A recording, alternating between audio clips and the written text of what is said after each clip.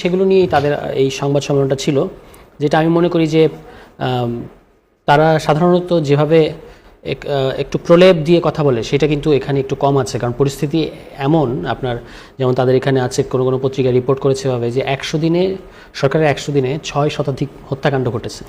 তো এটা হলো আইনের শাসনের দিক থেকে। তারা আরও বলেছে আপনার সুশাসনের ঘাটতির কথা বলেছে, যে সরকার এটা ঠিক যে বিভিন্ন ধরনের কল্যাণমূলক পদক্ষেপ নিচ্ছে বিভিন্ন মন্ত্রণালয়ের অধীনে, কিন্তু সেগুলো বাস্তবায়নের ক্ষেত্রে সুশাসনের কিংবা একটা প্রসেসের ঘাটতি লক্ষণীয়, অব্যবস্থাপনার কথা তারা উল্লেখ করেছে এবং দলীয় প্রভাবের কথা বলেছে। বিশেষত খাল খনন কর্মসূচি কিংবা ফ্যামিলি কার্ডের মতো যেগুলো অত্যন্ত গুরুত্বপূর্ণ জনবান্ধব, যেগুলো আসলে বিরোধী দল কিছু নাই, কিন্তু সেখানেও কিন্তু এই অনিয়ম এবং অব্যবস্থাপনার কারণে সেগুলো প্রশ্নবিদ্ধ হচ্ছে। ফ্যামিলি কার্ডের ক্ষেত্রে অনেক ধরনের রিপোর্ট হয়েছে। খাল খননের ক্ষেত্রে দেখা গেছে যে খালটা ইতিমধ্যে সচল আছে সেই খাল ভরাট করে, মাটি দিয়ে ভরাট করে তারপর প্রধানমন্ত্রীকে দিয়ে, এই ঘটনা কিন্তু পত্রপত্রিকায় এসেছে, প্রধানমন্ত্রীকে দিয়ে সেখানে খাল উদ্বোধন করানো হয়েছে, কিন্তু সেটা কোনো দরকার ছিল না, শুধুমাত্র এটা একটা আনুষ্ঠানিকতা মাত্র। কিংবা 2 শতাধিক গাছ কেটে ফেলা হয়েছে খাল খননের জন্য। ফ্যামিলি কার্ডের ক্ষেত্রে দলীয় বিবেচনা প্রাধান্য পাচ্ছে, কিংবা সামনের স্থানীয় সরকার নির্বাচনে বিএনপি সমর্থিত প্রার্থীদের ভোট দেওয়া হবে কিনা সেটার প্রলোভন দেখানো একটা উপলক্ষ তৈরি করেছে। এটা এগুলো নিয়ে প্রায় প্রতিদিনই বিভিন্ন পত্রপত্রিকার রিপোর্ট থাকে। দেখেন তারা কয়েকটা প্রবণতা চিহ্নিত করেছে, এর মধ্যে এই সুশাসনের ঘাটতির কথা তো বললাম, দিক নির্দেশনার ঘাটতির কথা বলেছে, এছাড়া আছে অব্যবস্থাপনা, দলীয় প্রভাব বলেছে, এবং ঝুঁকি বিশ্লেষণের ক্ষেত্রে কর্মকৌশলের অভাব। এটা হচ্ছে তাদের আরেকটা বক্তব্য। আর অপরাধের ক্ষেত্রে, অপরাধ, চাঁদাবাজি, এই যে হাট দখল, কিছুদিন আগে ভোট মানে ঈদ গেল, তারপর আপনার বিভিন্ন ধরনের বাজার স্ট্যান্ড, এই সমস্ত দখল এবং নিয়ন্ত্রণ প্রতিষ্ঠার ক্ষেত্রে একটা রাজনৈতিক ও প্রশাসনিক দুটো কথা তারা ব্যবহার করেছে। রাজনৈতিক ও প্রশাসনিক পৃষ্ঠপোষকতা দেখা গেছে, যার সহজ মানে হচ্ছে যে নট অনলি দল, এমনকি প্রশাসনের, এবং এই রিপোর্টে প্রশাসনের যারা কর্মকর্তা যারা বিভিন্নভাবে দুর্নীতিতে জড়িয়ে পড়ে তাদের ব্যাপারেও কিন্তু অবজারভেশন আছে, যে আমলাতন্ত্র, তারা বলেছেন যে আমলাতন্ত্র নিজেকে পরিবর্তন করতে চায় না। তো তারা এই রাজনৈতিক ও প্রশাসনিক পৃষ্ঠপোষকতা এই ধরনের দখলবাজির ক্ষেত্রে দেখা যাচ্ছে। কিন্তু সেই ক্ষেত্রে এই জায়গায় আবার সাধারণ মানুষের একটা প্রশ্ন থাকে সারা তুষার, যে বিএনপিকে দলীয়করণের অভিযোগকরণ যখন করা হয় বা এই বিষয় নিয়ে যখন আপনারা কথা বলেন, এনসিপির স্থানীয় সরকার বা ইউনিয়ন, উপজেলা বা জেলা পর্যায়ে সাংগঠনিক উপস্থিতি বা কতটুকু, সেই ক্ষেত্রে যদি উপস্থিতি না থাকে তাহলে বিএনপির কি করণীয়? তারা কি নিজেদের লোক সেই জায়গাগুলোতে দিবে না? না, সেখানে আপনি এনসিপি কতটুকু, তৃণমূল পর্যন্ত, এটা একটা নতুন দলের ক্ষেত্রে তার সময় লাগবে। ধরেন আমাদের এখনো উপজেলা পর্যায় পর্যন্ত উপস্থিতি আছে, ইউনিয়ন পর্যায় পর্যন্ত উপস্থিতি আমরা তৈরি করার চেষ্টা করছি, স্থানীয় নির্বাচনের আগে সেটা হবে। কিন্তু এটা তো আপনার লোক বসানোর ক্ষেত্রে যুক্তি হবে না, কারণ আপনি ধরেন, এটা আমরা বলেছি যে জেলা পরিষদে যে প্রশাসক বসানো হয়েছে সব কিন্তু দলীয় লোক, মানে দলের পদধারী ব্যক্তি। শুধু সেটা না, যারা নির্বাচনে পরাজিত হয়েছে কিংবা যাদেরকে নমিনেশন চেয়েছে কিন্তু নমিনেশন দল থেকে দেওয়া হয়নি, এই ধরনের ব্যক্তিদেরকে দেওয়া হয়েছে। আমরা বলেছিলাম যে হ্যাঁ, আপনি আগামী নির্বাচন হওয়ার আগ পর্যন্ত জেলা পরিষদে আপনার ওখানে লোক লাগবে, এটা আমরা দ্যাট উই আন্ডারস্ট্যান্ড। কিন্তু আপনি যেটা করতে পারতেন, একটা সার্চ কমিটি করে তারপর সেই সার্চ কমিটির মধ্য দিয়ে যদি আপনি এই নিয়োগটা দিতেন, তাহলে এটা নিয়ে এই বিতর্কটা উঠতো না। এখন এই দলীয় প্রশাসক দেওয়ার কারণে তারা কিন্তু দলীয় বিবেচনায় কাজ করছে খুব স্বাভাবিকভাবেই। সম্প্রতি আরেকটা নিউজ প্রকাশিত হয়েছে আপনার, যে বিরোধী দলীয় এমপিদের আসনগুলোতে কোনো বরাদ্দ যাচ্ছে না, বরং সেখানে সংরক্ষিত মহিলা আসনে যে 36 জন এমপি আছে সরকার দলীয়, তাদের মধ্যে ওই 79টা আসন ভাগ করে দেওয়া হয়েছে। অর্থাৎ যেটা দেখলাম ঈদ এবং এই মৌসুমে সংসদ সদস্যদের এলাকা প্রতি আসন প্রতি 85 লাখ টাকা করে থোক বরাদ্দ গেছে। মহিলা সংরক্ষিত ওনাদের আসনে গেছে 30 লাখ টাকা করে। এটা কিন্তু বিরোধী দলীয় এমপিরা পান নাই। আপনি বৈষম্য কেন করছেন? মানে অন্তর্বর্তী সরকারের আমলে বিভিন্ন ধরনের অভিযোগ এসছে যে তারা সবার প্রতি সমান ট্রিটমেন্ট করতে পারে নাই। তো আপনিও তো সেই একই ধারা অব্যাহত রেখেছেন, এবং এটা তো এই যে আওয়ামী লীগ শুরু করেছিল একটা চর্চা, যে যেখানে বিরোধী দলীয় এমপি থাকবে সেখানে আমি আমার সরকার দলীয় মহিলা এমপিদেরকে সেখানে আমি উন্নয়ন তদারকির নামে একটা কনফ্লিক্ট তৈরি করার জন্য আমি সেখানে ঢুকিয়ে দেবো। তো সেই কাজটাই কিন্তু বিএনপি সরকার করছে। এবং এটা কিভাবে, আপনি তো সবার সরকার, আমাদের প্রধানমন্ত্রী কি বলেছেন, যে যারা আমাকে ভোট দিয়েছে, যারা দেয় নাই, যারা বিএনপিকে ভোট দিয়েছে কিংবা দেয় নাই, যারা ভোটই দেয় নাই, হুএভার ইউ আর, আপনি গভর্নমেন্ট সার্ভিসের ক্ষেত্রে আমরা কোনো বৈষম্য করবো না। তাহলে এই যে 79টা আসন যেখানে বিরোধী দলের এমপি আছে, ওই আসনের ভোটাররা কি বাংলাদেশের জনগণ না? ধন্যবাদ। তাহলে না, এটা একটু শেষ করি। তাহলে এখানে এই পত্রিকার রিপোর্ট আসলো যে এখানে আমরা দিলাম না, এবং সেখানে প্রশাসনিক কর্মকর্তারা বলেছেন যে এটাই হবে, সরকারি দলের এমপিরা পাবে, বিরোধী দলের এমপিরা পাবে না, এটা নিয়ে প্রশ্ন করার কিছু নাই। তাহলে এই প্রক্রিয়া তো প্রধানমন্ত্রীর মধ্যে যে আমরা একটা গুড উইল দেখি, তার সাথে কিন্তু সঙ্গতিপূর্ণ না অবস্থানগুলো। জি, এই বিষয়টা নিয়ে আমি আর আপনার সাথে কথা বলবো। আব্দুল মামুন, আপনার সাথে একটু আলাপ করতে চাই। বিএনপির রাজনীতির বেশ কিছু তথ্য আজকে আসলো। টিআইবির সংবাদ প্রকাশিত প্রতিবেদনটি নিয়েই মূলত কথা বলতে চাই। নির্বাচনের আগে যে ৩১ দফা রাষ্ট্র সংস্কার এবং বৈষম্যহীন নতুন রাজনৈতিক সংস্কার ইশতেহারের প্রমাণ বলেছে ১০০ দিনের মধ্যে সিটি কর্পোরেশনের ৪২টি জেলায় দলীয় পরিষদের যে লোকজন আছে, প্রশাসক হিসেবে যে নিয়োগ দেওয়া হয়েছে, তৃণমূলের সাধারণ মানুষ এবং ব্যবসায়ীরা আবার বলছে এক ধরনের চর্চা চলছে বিএনপির মধ্যে যে দলীয় নেতাকর্মীদের একাংশ এবার আমাদের পালা, এরকম এক ধরনের চর্চা চলছে। এই একই নীতি, একই কালচার বাস্তবে দলীয়করণ, দখলদারিত্বের সেই পুরনো নীতিতে আবার আমরা ফিরে যাচ্ছি কিনা? না, ধন্যবাদ আপনাকে, তুষারকেও শুভেচ্ছা জানাচ্ছি। আমার মনে হয় যে ১০০ দিনের তো মূল্যায়ন, এটা যে জায়গাটা আমি তুষার যেটাকে প্রথমে বললাম, আমিও এটাকে হাইলাইট করতে চাই যে এটা সরকারের জন্য একটা গঠনমূলক দিক থেকে দেখার একটা সুযোগ, এবং সেক্ষেত্রে যদি কোনোখানে কারেকশনের প্রয়োজন হয় সরকার করবে। ঠিক যেমন আপনি বললেন যে এবার আমাদের পালা, আবার আপনি যখন আমার সঙ্গে কথা বলছেন তখন আমার কাছে একটা জাস্ট আমার হোয়াটসঅ্যাপে একটা সার্কুলার আসলো, যেটাতে লেখা আছে, এটা ৪/৬/২০২৬ আমাদের ভূমি মন্ত্রণালয় থেকে দেখলাম যে একটা নোটিশ দিয়েছে, আপনাকে আমি দেখাতেও পারি, আমাকে একজন পাঠালো এখন, যে হেডলাইনটা হচ্ছে যে মাঠ পর্যায়ে সরকারি কর্মচারী কর্তৃক বদলি কর্মসংস্থান পরিবর্তনের কর্মস্থল পরিবর্তনের ক্ষেত্রে তদবির না করা সংক্রান্ত। ঠিক তুষার যে জায়গাটা শেষ করলো, এখান থেকে আমি একটু শুরু করার চেষ্টা করি যে রাজনৈতিক সংস্কৃতি পরিবর্তনের একটা চেষ্টা হচ্ছে। এটা আমাদের তরুণদের মাধ্যমে যেমন হচ্ছে, আবার আমাদের মাননীয় প্রধানমন্ত্রীও নানানভাবে এটার এক্সাম্পল সেট করার চেষ্টা করছে। এটা একটা প্রক্রিয়া, এবং হয়তো বা ইনসিডেন্টালি আমার হাতে যদিও আসলো এটা। এবং আপনি দেখেন যে এর আগে আমরা কিন্তু কখনো এরকম নোটিশ আপনি দেখেছেন কিনা জানি না, যে সরাসরি প্রজ্ঞাপন দিয়ে বলা বা চিঠি দিয়ে বলা, এটা একটা পত্র মন্ত্রণালয় দিয়ে বলা হচ্ছে যে মাঠ পর্যায়ে প্রশাসনে যেন তদবির বদলি না করা হয় বা ডিও লেটারকে যেন প্রশ্রয় না দেওয়া হয়। কিন্তু কারণ এগুলো আমাদের সংস্কৃতির দীর্ঘদিনের অংশ, রাজনৈতিক সংস্কৃতি। তার মানে এটাকে একটা আমি শুরু হিসেবে দেখতে চাই, আর টিআইবিটাকে এক ধরনের ইভ্যালুয়েশন হিসেবে দেখতে চাই।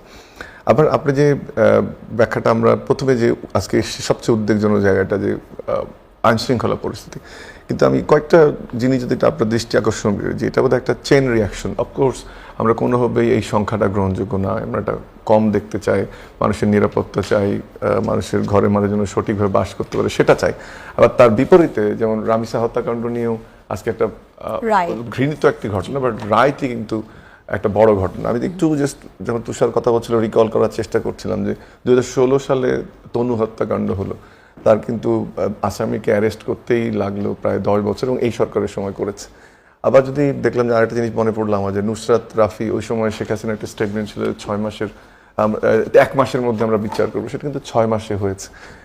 এরকম যেটা বলার চেষ্টা করছি যে এইটা একটা চেইন রিয়াকশন, এই জন্য বলছি যে আস্তে আস্তে আমরা একটা জায়গায় যাওয়ার চেষ্টা করছি, এবং সেক্ষেত্রে এই ধরনের রিপোর্টগুলো আমাদেরকে আশা জায়গায় বা পজিটিভলি নিতে হবে। কেন চেইন রিয়াকশন বলছি, যে আপনি যখন আইন শৃঙ্খলা বাহিনীর কথা বলবেন তখন আপনাকে একটু আগের প্রেক্ষিতটা আনতে হবে।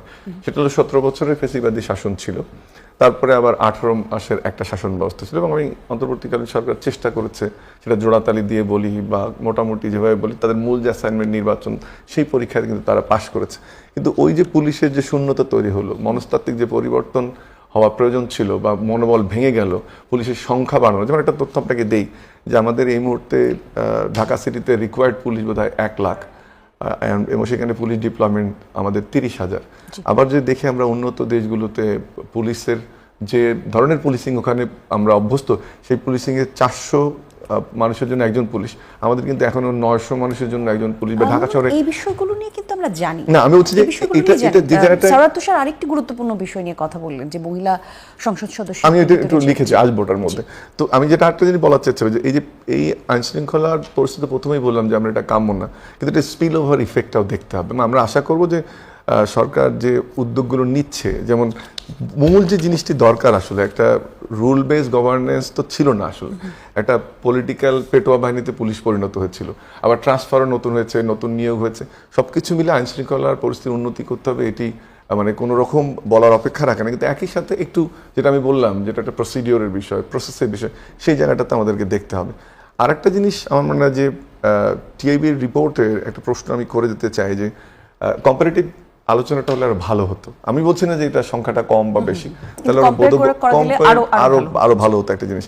আর হচ্ছে যে আপনি সংখ্যাতাত্ত্বিক বিশ্লেষণের বাইরে গিয়েও অনেক সময় যে আমরা বলি যে রিপোর্টিং ইনক্রিজ করে, অর্থাৎ আগের যদি আপনার আইন শৃঙ্খলা পরিস্থিতি ঠিক না থাকে, আপনি পরবর্তীতে আস্তে আস্তে আস্তে আস্তে উপরের দিকে ওঠে। এখন যেটা কাজ হবে যে হয়তো 100 দিনের মধ্যে না হলেও আগে সামনের দিনগুলোতে যেন সেটা না হয় সেটা ঠিক করতে, এবং সেখানে অবশ্যই আইন শৃঙ্খলা বাহিনীর পুনর্গঠনটা দ্রুত করা দরকার। যদি রাজনৈতিক হস্তক্ষেপ করতে হয় কোনো জায়গায়, যেটা এই হস্তক্ষেপ বলতে বোঝাচ্ছে আমি ফেসিবাদী শাসনের যদি কোনো লেগেসি এখনো পুলিশে থাকে সেটি ত্বরান্বিত করা দরকার। এই যে দ্রুত বিচারের প্রক্রিয়াটা শুরু হলো রামিসা হত্যাকাণ্ডের মাধ্যমে, এরকম যদি দ্রুত বিচার তৈরি করা যায়, এক্সাম্পল তৈরি করা যায়, তখন আরো মানুষের মধ্যে এই পুলিশের প্রতি কনফিডেন্স বাড়বে, পুলিশও ভালো পারফর্ম করতে পারবে। আরেকটা হচ্ছে যে এটা খুব ইম্পর্টেন্ট যে দুর্নীতির বিরুদ্ধে শক্ত অবস্থান আমরা দেখতে চাই। তাহলে যে প্রশ্ন এখন এটাতে যাচ্ছি আমি, তাহলে মাঠ পর্যায়ে যে কথাটা তুষার বললো, ওই যে পরিবর্তনটা, এটা শুরুটা উপর থেকে হয়েছে, যেটা আগে কিন্তু হতো না। যে জায়গাটা আমি আশা দেখছি বারবার, যে প্রধানমন্ত্রী চেষ্টা করছেন, প্রধানমন্ত্রী এক্সাম্পল সেট করছেন, আমরা ওনার খাবারের উদাহরণ শুনছি, খুব সাধারণ জীবনযাপনের উদাহরণ আমরা দেখছি। সেটা না রাজনৈতিক সংস্কৃতি পরিবর্তনে যেখানেই দেখেন না কেন, সেটা একটা চুয়ে চুয়ে পড়তে হয়, আস্তে আস্তে আস্তে আস্তে এটা নিচের দিকে আসবে। এবং তারপরে আমরা আশা করি যে এটা দ্রুত এখন হওয়া দরকার, এই কারণে যে আমরা একটা নতুন বাংলাদেশের স্বপ্ন দেখছি জুলাই গণঅভ্যুত্থানের পরে। আসি আপনার স্পেসিফিক যে কোশ্চেনটা করলেন যে দলীয় প্রশাসক নিয়োগ, আমি এটাতে খুব কোনোভাবেই দোষের কিছু দেখি না, খুব শক্তভাবেই বলতে চাই। দলীয় প্রশাসক নিয়োগটা দোষের কিছু না, দোষের হবে যদি ওই প্রশাসক সঠিকভাবে দায়িত্ব পালন করতে না পারে, ওই প্রশাসক যদি দুর্নীতি করে, ওই প্রশাসক যদি প্রশাসন চালাতে না পারে। কিন্তু একজনের দলীয় পরিচয়ের কারণে আপনি তাকে একটা ট্যাগিং করবেন যে সে দলের লোকজন কাজ করবে, এটা বোধহয় ঠিক না। কারণ আপনি এমপি একই সাথে বাংলাদেশের মতো জায়গা একটা উত্তরটা দেয়নি, সেটা হচ্ছে যে যেমন তুষার যেটা বললো যে এমপিদের যে বন্টন হয়েছে যে মহিলা এমপির মাধ্যমে, সারা পৃথিবীতে নানান ধরনের অর্থ যোগানের প্রক্রিয়া থাকে বা সরকার থেকে নানান ধরনের অর্থ দেওয়া। প্রথম যেটা দেখতে হবে যে বাজেটে আমরা তাকিয়ে থাকবো যে বাজেট যে 11 তারিখ দেওয়া হবে, তুষার এমআই 11 তারিখে বাজেট দেওয়া হবে, 11 তারিখে বাজেট দেওয়া হবে, তখন দেখতে হবে যে আসন ভিত্তিক সেই বাজেটগুলো ঠিক মতো হচ্ছে কিনা, বা সেই যেসব এলাকায় অনুন্নত, ধরেন উত্তরাঞ্চলের কথা বলি, সেখানে বাজেট যাচ্ছে কিনা। যেমন আমি রংপুর সিটি কর্পোরেশনে এই আওয়ামী লীগের শেষ সময় বাজেট ছিল 0 টাকা, কিন্তু আমি স্থানীয় সরকার মন্ত্রীকে নিজে কথা বলেছিলাম প্রতিমন্ত্রীর সঙ্গে, উনি বললেন যে বাজেট এবার বাড়ছে। ওই আসনটি কিন্তু জামাত ইসলামে, কিন্তু আমাকে স্থানীয় সরকার প্রতিমন্ত্রী নিজে বলেছেন যে ওখানে এবার বাজেট বাড়ছে। আমরা আশা করব যে এই যখন বাজেটের মধ্যে যেটা আসবে এবং ওভারঅল ডেভেলপমেন্ট যে ইনিশিয়েটিভ গভর্নমেন্টের থাকবে, সেখানে যেন এটা এই যারা এমপিরা আছেন তাদের ভিত্তিতে যেন না হয়। কিন্তু যেটা আপনি বলছেন যে বিশেষ অনুদান, যেমন ঈদের বিশেষ অনুদান বা কোনো প্রাকৃতিক দুর্যোগের কারণে বিশেষ অনুদান, আপনি শুধু আমাদের এখানে সারা পৃথিবীতেই আপনি এই ধরনের পলিটিক্যাল বায়াস থাকে। তবে হ্যাঁ, আমি ওর সঙ্গে একমত, এই বায়াসটাকে তো কমিয়ে আনা যায়, কিন্তু রাজনীতির মাঠে আপনাকে এই বায়াসটা এই জায়গায় যখন এটা বলছেন, তখন আবার ওই যে যখন আপনি প্রশাসক নিয়োগের কথা বললেন বা দলীয় নিয়োগের কথা বললেন, তাহলে সেখানে আমরা কিভাবে আশা করব যে দলীয় বায়াসনেস থাকবে না? না, দলীয় আপনি ধরেন কথার কথা, আপনি প্রশাসক নিয়োগ হয়েছে, আপনি কিভাবে করবেন? প্রশাসকটা কাকে দিবেন আপনি? আমি আপনাকে প্রশ্ন করছি, আপনি প্রশাসক কাকে দিবেন? উত্তর আপনি প্রশাসক দিলে আপনি তো আপনার দলের যোগ্য লোকটাকে দিবেন। যোগ্য লোককে, কিন্তু বাংলাদেশের প্রেক্ষাপট থেকে মানে দলের পক্ষের লোককে আসলে কোনো জায়গায় বসালে তারা নিজের কাজটাই শুধু করবে, দলের পক্ষপাতিত্ব করবে না, সেটা আমরা আশা করতে পারি। একটা প্রশাসক হোক, একজন প্রশাসক হোক বা নির্বাচিত প্রতিনিধি ওই দলের হোক, সে তো তার দলের আদর্শের মধ্যেই কাজ করবে, এবং সেই আদর্শটা নিশ্চয়ই প্রত্যেকটা দলের আদর্শ কল্যাণকর। আমি যেটা গুরুত্ব দিতে চাই যে সেই আদর্শের, ধরেন কথার কথা যে বাজেটটা আছে একজন প্রশাসকের জন্য এই মুহূর্তে এই সিটি কর্পোরেশন বলি বা জেলা পরিষদগুলোতে বলি, দেখতে হবে যে সে দলের আদর্শ তো তার থাকবে, কিন্তু সেই টাকাটা জনকল্যাণে খরচ হচ্ছে নাকি দলের কর্মীদের জন্য খরচ হচ্ছে, এটা কি নিজের পকেট, সেই প্রশ্নটা করতে পারি। কিন্তু প্রশাসক নিয়োগ দলীয়, এটা একটা স্বাভাবিক প্রক্রিয়া। ধন্যবাদ আপনাকে। একটা বিরতি নিয়ে আসি, তারপর আবার আলোচনায় ফিরবো। নতুন বাংলাদেশ দেখছেন দর্শক, বিরতির পর ফিরছি আবার। নতুন বাংলাদেশ দেখছেন আপনারা। আমাদের সঙ্গে আলোচনার জন্য আজকে উপস্থিত আছেন সারওয়ার তুষার, আছেন অধ্যাপক ডক্টর আব্দুল্লাহ আল মামুন। আজকের আলোচনার বিষয় টিআইবির রিপোর্ট, সুশাসন এবং অন্যান্য প্রসঙ্গ নিয়ে যখন আজকে কথা বলছি সারওয়ার তুষার, আজকে আপনি জানেন রামিসা হত্যার রায়ের যে ঘটনাটি, এটি বাংলাদেশের সকল মানুষকেই আজকে বলবো, আজকে টেলিভিশনের পর্দার সামনে সবাই বসেছিলেন, অপেক্ষা করেছেন কি রায় আসে। মাত্র 20 দিনে এই রায় দেওয়া সম্ভব হলো। এখন দেশের অন্যান্য আদালতে আরও লাখ লাখ মামলা ঝুলে আছে, সেগুলোর আসলে একই রকম গতি আশা করতে পারে কিনা সাধারণ মানুষ, অথবা যেই সকল মামলায় মানুষ নির্যাতিত বা মানুষ ভুগছে সেই জায়গাতে কিভাবে মনোযোগ দেওয়া যায়, সরকারের দায়িত্ব কি থাকতে পারে? দেখেন, এখানে রামিজ স্যার এই নির্মম ঘটনার পরে তার বাবা একটা মন্তব্য করেছিলেন যে আমি বিচার চাই না, কারণ আপনারা বিচার করতে পারবেন না। এই ঘটনা যেহেতু এই নির্মম ঘটনাটা যেহেতু সারা দেশের মানুষ জেনেছে এবং সমস্ত রাজনৈতিক দল বা সারা বাংলাদেশের বিবেককে আসলে নাড়া দিয়েছে, এটার 19 থেকে 20 দিনের মধ্যে এটা রায় হলো এবং রাষ্ট্রপক্ষ থেকে বলা হয়েছে যে আমরা আশা করব যে উচ্চ আদালতেও রায় অপরিবর্তিত থাকবে, যেটা আমরাও আশা করি। এখন এটার সাথে টিআইবির আজকের রিপোর্টের একটা অংশ প্রাসঙ্গিক। এই যে আপনি যে প্রশ্নটা করলেন যে সব ঘটনা তো রামিজ স্যার মতো এরকম সেন্সেশন তৈরি করে না। যেমন আমি যে এলাকা থেকে নির্বাচন করেছি ওই এলাকার একটা দুর্ভাগ্যজনক ঘটনা এই 2-1 দিনের মধ্যে কোনো ন্যাশনাল পত্রিকায় আসে নাই।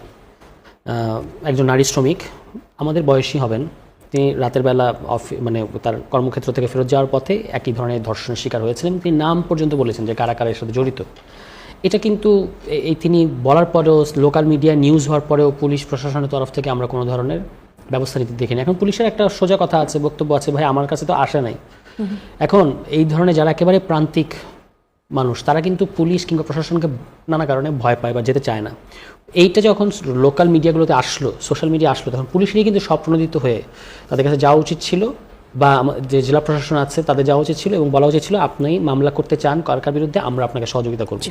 তাহলে কিন্তু এই যে স্পিরিটটা রামিজ হত্যাকাণ্ডের পরে যে স্পিরিটটা, যে এটা 19 দিনের মধ্যে বিচার বা দ্রুততম সময়ের মধ্যে বিচার, এটা